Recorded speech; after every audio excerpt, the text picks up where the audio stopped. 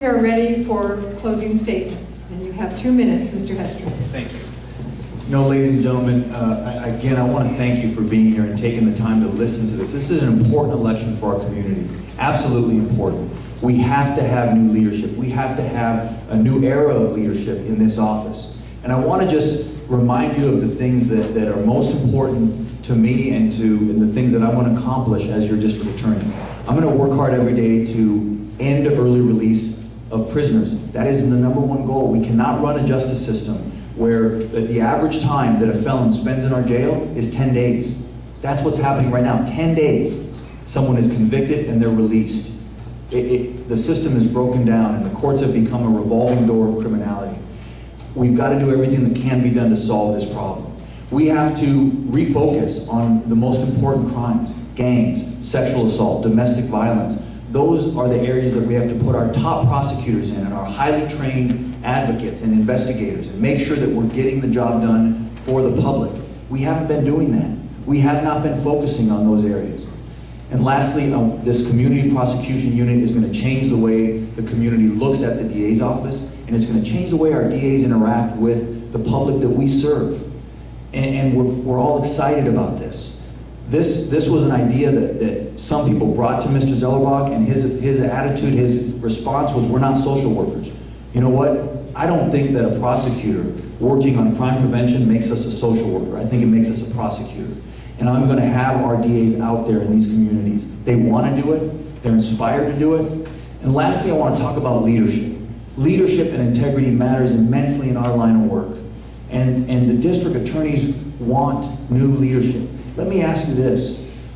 Does it make sense to vote for a man that no one wants to follow in this office? Not the attorneys, not the advocates, not the investigators, that none of the police associations want to work with? Does it make sense that you want 4 more years of that? I'm asking for your vote. Thank you.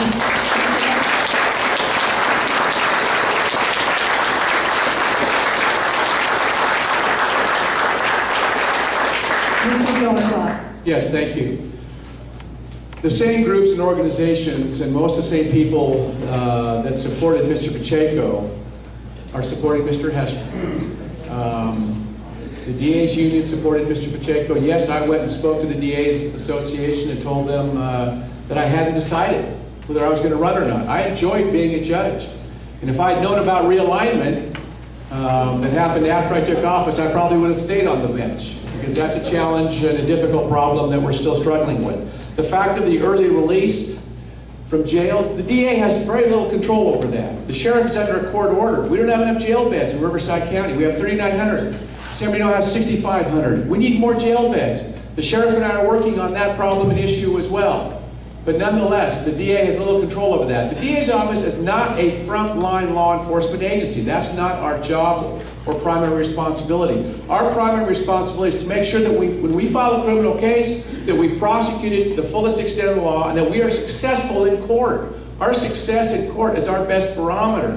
We shouldn't be out there in the streets fighting crime and patrolling the neighborhoods. That's what law enforcement, the police departments and the sheriff's department are doing. I'd love to be a member of every task force in the county if we had the funds and the ability to do that, but we don't. So we've had to make difficult decisions. And again, what's important is supporting the prosecutors and the victims. I opened up the Family Justice Center in the Coachella Valley. They never had one before. I was the one that did that. We've increased real estate fraud. We've increased our elder abuse unit. We've increased our youth intervention and prevention programs, all under very difficult economic situations. But that's my commitment to this community, and I've proven my commitment to this county, this community over the past 36 years.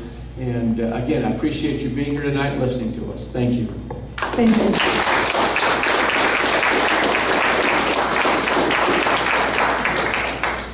There will be a video of this forum posted on the internet.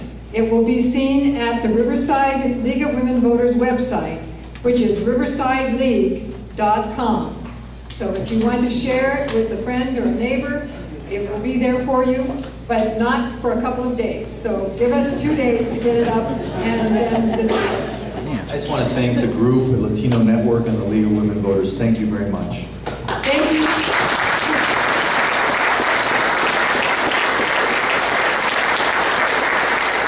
And I would like to take this chance to thank our candidates for their dedication, for their civility, for their articulateness, and their willingness to answer tough questions for us, the public. Thank you.